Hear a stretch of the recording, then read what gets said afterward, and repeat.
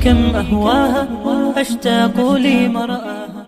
Tahun 2009 Amerika udah mulai galau. Jadi galaunya mereka 2009. Duit habis, nggak menang-menang. Pemerintahan udah dibuat di Afghanistan, pimpinannya namanya Hamid Karzai. Rakyatnya dukung Taliban, bukan dukung Hamid Karzai. Pusing. 2009 Amerika, Taliban dulu diapain? Dicap sebagai gerakan teroris. Mana bisa pimpinannya kayak kemarin tuh pergi ke sini jalan, nggak bisa, di bandara udah tangkap teroris. Tapi tahun 2009 Amerika bingung. Karena Amerika punya prinsip no negotiate with terroris. Tidak ada negosiasi kepada teroris. Maka Taliban statusnya diganti dari teroris jadi insurgen. Insurgensi itu separatis. Kalau sama separatis boleh berunding. Diem-diem, ngumpet-ngumpet, malu-malu nih bule pada Amerika. Dia bikin perundingan sama Taliban pertama kali tahun 2010 di Munchen, Jerman, difasilitasi oleh Qatar. Itu pertemuan pertama. Apaan? Mereka minta gimana kalau kita sekarang berunding. Udah ampun Amerika perang. Mau Taliban oke, tapi dengan syarat satu, kami hanya mau berunding dengan Amerika, bukan dengan pemerintahan boneka Afgan.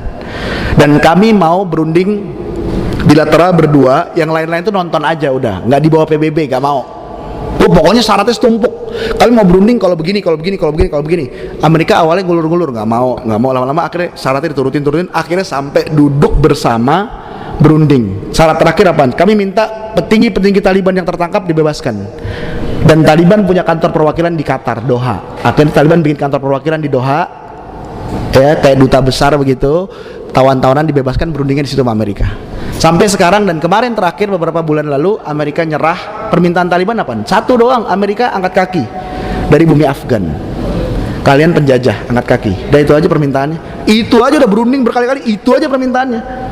Dan dia mau berunding dengan Amerika, syaratnya semua pasukan NATO dari negara lain angkat kaki dari Afgan.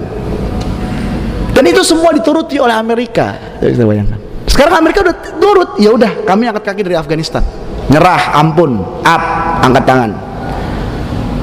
Tapi Amerika bisa minta syarat, apa syaratnya? Sebelum kami angkat kaki, tolong Taliban bikin pemerintahan bersama dengan rezim yang sekarang berkuasa. Rezim yang berkuasa presiden namanya Ashraf Ghani. Ini boneka Amerika. Taliban nggak mau, nggak. Urusan Afghanistan itu urusan kami, bukan urusan kalian. Tugas kalian angkat kaki, selesai angkat kaki, nasib Afghanistan ke depan itu urusan kami, bukan kalian. Ngapain lo ikut campur? Tuh kira-kira gitu bahasanya.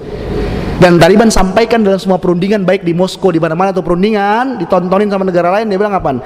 Kalau Amerika angkat kaki dari Afghanistan, urusan pemerintahan Afgan urusan kami, dan kami akan menegakkan syariat Islam secara murni di bumi Afgan. Ini contoh orang merdeka nih. Dulunya, mohon maaf, kayak curut teroris, kemana-mana diburu orang. Sekarang dia datang ke Indonesia, yang ngundang siapa? Menteri Luar Negeri, karpet merah, diterima wakil presiden. Bukan main kan?